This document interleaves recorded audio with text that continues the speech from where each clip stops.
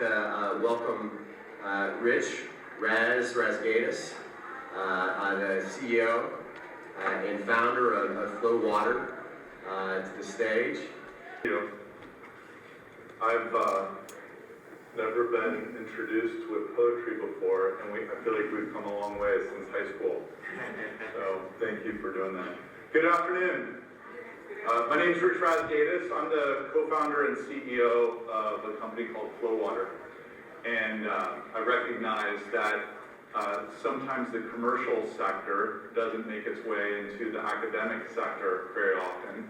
And so it's a privilege to be here. It's a privilege to talk about causes that are meaningful to us jointly. It's a privilege to listen and to learn.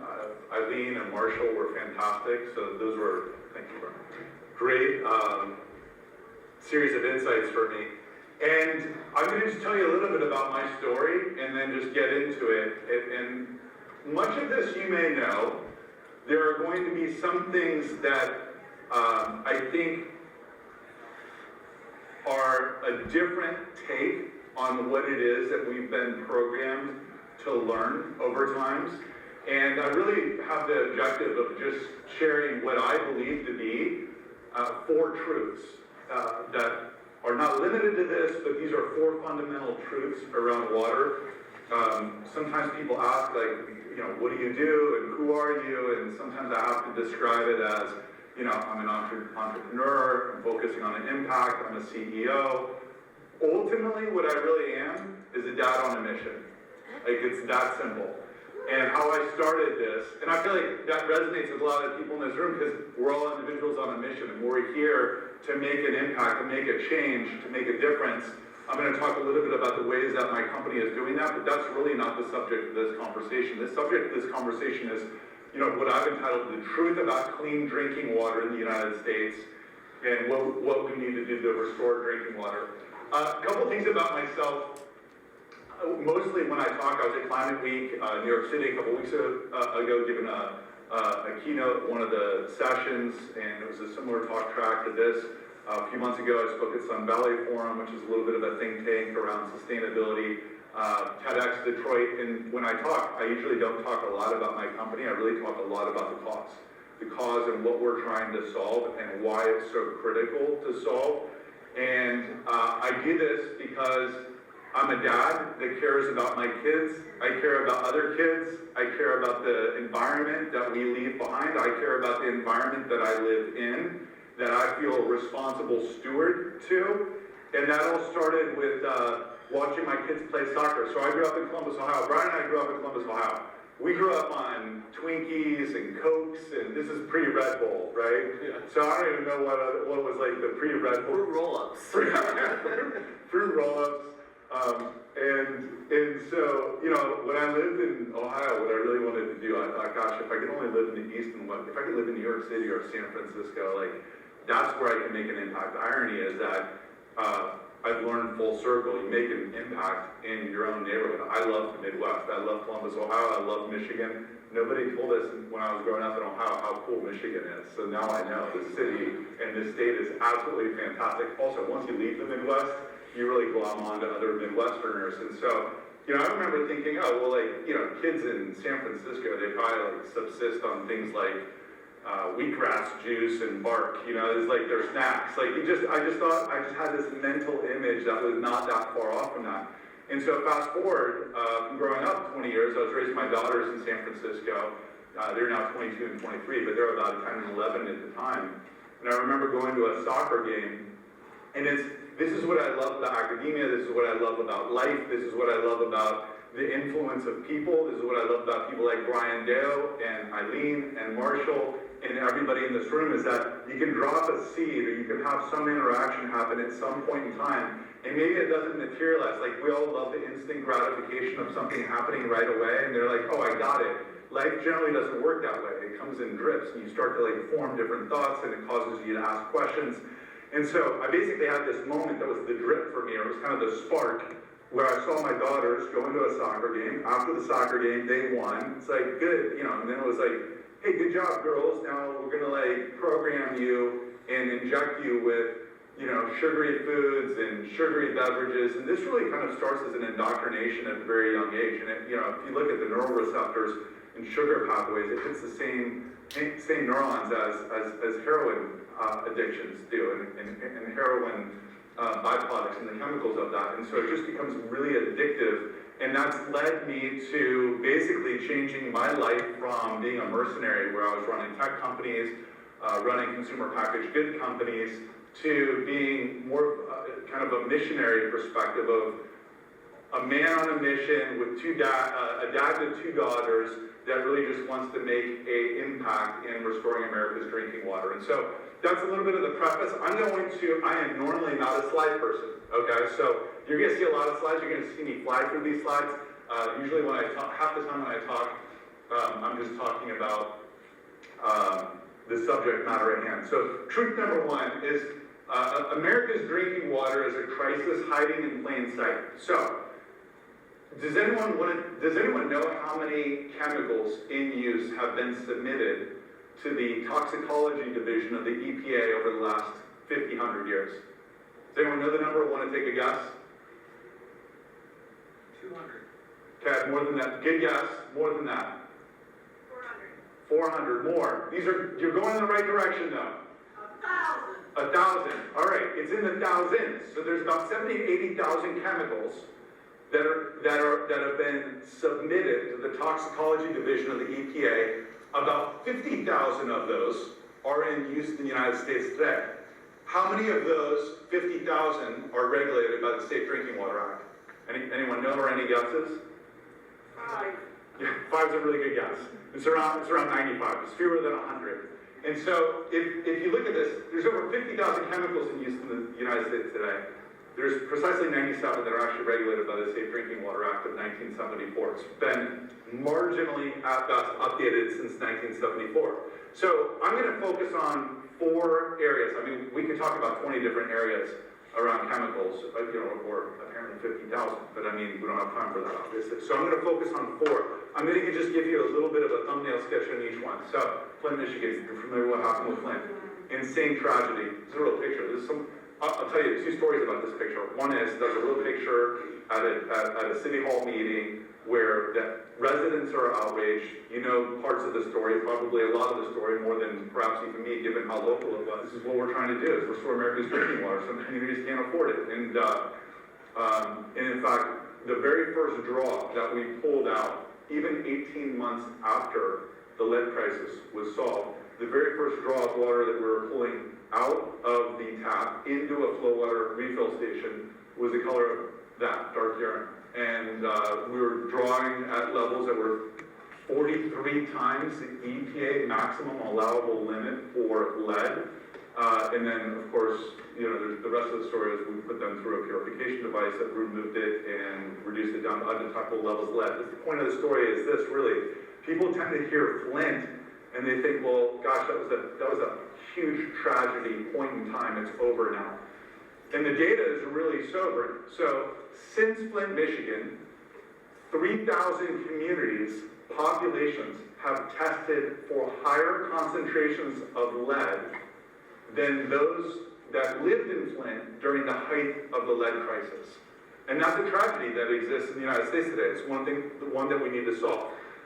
Some of these slides I'm just going to glaze over. This is a map, this is a heat map of lead and lead contamination in tap water in the United States.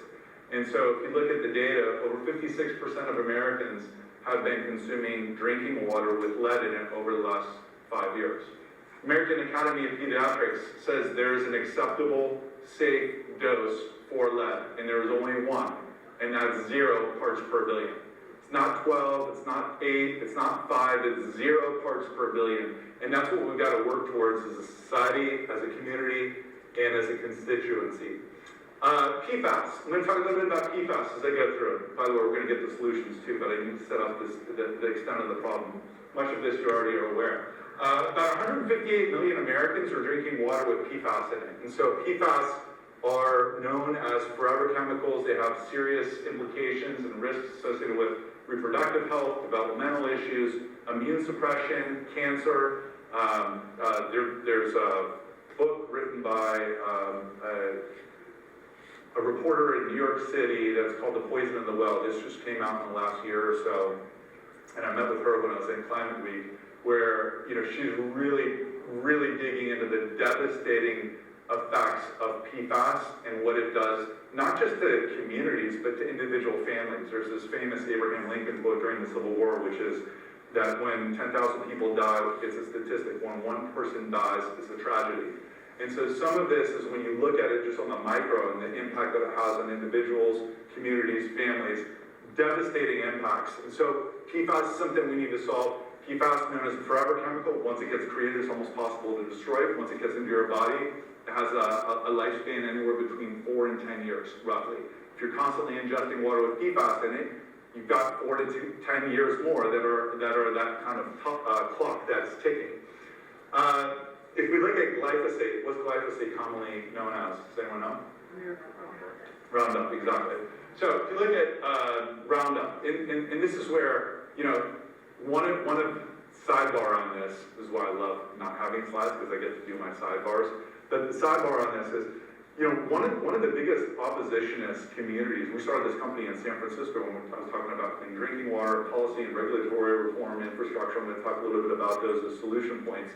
But one of the biggest issues were people in local communities that were just adamantly defending and evangelizing how clean the drinking water is. And this is something that's kind of embedded in us. We want to believe that our water is clean. We've got local government telling us our water is clean. We've got cities and states federally. We've got, you know, limited number of regulations. There's a reason why there's still no federal mandate on lead testing in schools. It's incomprehensible to me that you can send your kids to school today and there's no guarantee that they're drinking water that is not contaminated by lead, yet we don't have a federal mandate around lead testing in schools. And so, you know, one of the reasons for this is simply that if it were to get unseated, the data were to get unseated, it would be seen as more catastrophic. And so what I'm really trying to do is just raise a level of awareness around the urgency and the importance and the agency that we have in being able to solve this. And then this is a map of glyphosate usage in the United States. So this is not where glyphosate is in drinking water. This is where glyphosate is being used. But what happens is, of course, water goes run off agricultural land into, you know, lakes, rivers, tributaries, and makes its way into municipal tap water, municipal water plants, and then it ends up in our bodies. This is not an indictment against municipal tap water. In fact, you know, I think in many ways they're the silent victims of this, which is we've spent many decades of contaminating our environment, and municipal water was never designed to withstand or destruct the level of contaminants that are being thrown at it. And so this is one of the solutions is simply infrastructure investment and upgrading municipal drinking water plants. One of the best sources, and if by the way, what I always encourage people to do is, you know, I listen to what speakers say and I take notes and then I go do research and I find out does all this reconcile? And so encourage you to do that. You know, I go and Google this stuff. One thing I would also encourage you to do is if you want to look at what your drinking water quality is in your backyard, literally in your zip code, there's a group called EWG. EWG is an environmental working group. Many of you are probably pretty familiar with this. It's a nonprofit group. This will take you to a link on our website. This is the Drink Flow Water website. This is not our database. We actually license the database from EWG. And you type in your zip code. This happens to be New York City. I did this for my hotel. There's 8 contaminants that were identified in the drinking water in the zip code in which my hotel, a few streets over, reside. EWG is a really potent database. It's a database yet that only identifies or tracks about 1% of the chemicals that are in use in the United States today. Only about 1%. So 50,000 chemicals in use in the United States today. EWG database is comprised of around 500 different chemicals, and they track that zip code to zip code. I think it's a worthwhile resource to see what's in your water. So what ends up happening here is we're in this solutionless cycle, right? So people don't trust tap water. Why do they not trust it? Because either they don't like how it tastes, or there's some inherent trust issue with it because of a variety of confounding factors, several of which you discussed. And then you have hardware that's been in the market. And this, I think this is part of the problem, right? We do not have a problem in the United States called if I could only find a faucet. Like, that's not the problem that we have in the United States. The problem that we have in the United States is that most people do not like or do not trust what is coming out of that faucet. And so they skip the hardware, which could be a water fountain, water cooler, 5-gallon jug, and then they reach for bottled water. And I'll talk about that in a second. And if they don't reach for bottled water, then often what they do is they reach for sugary, carbonated, caffeinated drinks that are wrapped in plastic. And these plastics, as you know, don't photodegrade, they biodegrade, they photodegrade. So one piece turns into minuscule pieces, and then they end up in not only our oceans, lakes, rivers, but also our municipal water treatment, and then ourselves. And so, if you look at the data today, the average American has about 1 plastic spoon worth of microplastic that's sitting in their brain. New England Journal of Medicine did a study several years ago that found that people that had microplastics, about 1/3 of the patient population that they served or identified, had microplastics in their aorta. Those that had microplastics in their aorta had a 4-fold increase in death, stroke, and myocardial infarction. So these are things that once they get into your system, are hard to get out, and they have really negative consequences. There's 6,000 chemicals that go into the creation of cigarettes. There's 10,000 chemicals that go into the creation of plastics that then we end up consuming. About 200,000 microplastics are found in an average bottle of water, according to a Columbia University study in the last few years. So how do we get here? Truth number 2, we've got a broken system, okay? And I'm gonna quickly go through this, which is due to aging and broken infrastructure. Some of this is just time, pollution and weak regulation, political barriers, and then a profit motive in a broken system. So some of this I shared before. The vast majority of Americans don't trust drinking water. There are 700 to 850 water main breaks that occur each day in the United States. And this creates a cascading series of problems in local communities with clean drinking water. And in some cases, it makes it dirtier, because when things are impervious, then the water that leaks out or the water that breaks out, it also means that this cracked and aging infrastructure is letting stuff into that water when it's making its way from municipal into our homes, work, or school. And then, droughts and floods, with climate change that's occurring, this is only getting amplified. I mean, we all know this, you're all aware, but these increase the vulnerabilities. And then this is also incredibly tragic. Systems with drinking water violations are 40% more likely in places where there are residents of color. The other data, incredibly sad, is that in the United States, effectively, the poorer you are, the dirtier your water is. And I don't know that people fully recognize that, but to some degree, when I talk about clean drinking water in the United States, and I put quotes around clean, to some degree, we're all smoking cigarettes. If you live in a nice zip code, you're probably smoking Marlboro Lights. If you live in a poor zip code, you're probably smoking Marlboro Reds. But this is something that demands solving and prioritization around solving, and focusing efforts towards marginalized communities first that have had the least amount of access to clean drinking water, while we solve this systemically across the board. And that leads me to the third point, which is this is fixable. So this is not one of these massive problems. There's no end in sight. The sky is falling. This is a problem that is fixable, and it is worth solving. And it's worth solving through advocacy, through our agency, through resource allocation. And there's 4 specific ways that this can be solved. 1 is trust and transparency. 2nd, infrastructure. 3rd, regulatory. And then 4th, tech and innovation. I'm just going to cover 1 item on each slide. Trust and transparency. Disclosure of local water quality data. We need to show and shine a microscope on the problem so that we can identify the issues that need to be solved in cascading order. The second one, infrastructure investment, replacing lead lines. How many lead service lines are there in Grand Rapids? Anyone know? Anyone want to take a guess? Currently being used. 35. 35, good guess. What was another one? 10, good guess. There are 24,000 lead service lines in use just in Grand Rapids. over the last 3 years, City of Grand Rapids has made progress, meaningful progress, towards restoring that. There are 1,200 restored out of the 24,000 in the last 3 years. This is a long-term problem. And so part of the problem with infrastructure is that it's a 20, 30, 40, 50-year problem to be solved. But the other problem is, if we do not start today, tomorrow will never come.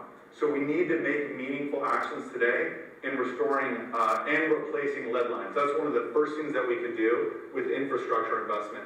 Regulatory reform, we've got to modernize the Safe Drinking Water Act. 97 contaminants out of 50,000 chemicals that are in use in the United States today. I can understand one argument for a somewhat free market and enabling chemicals to go out into the market, of which there is very limited amount of data over a long period of time of what those chemicals do to our environment as well as our bodies.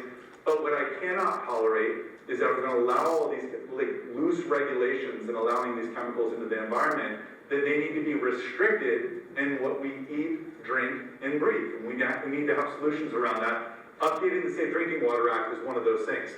And then finally, tech and innovation. And I'm just going to share real briefly and then end this, because we're going to be getting into a panel discussion shortly after this, I believe. But we're making an impact, and we are a part of the solution. The company that I run is really focused on restoring America's drinking water.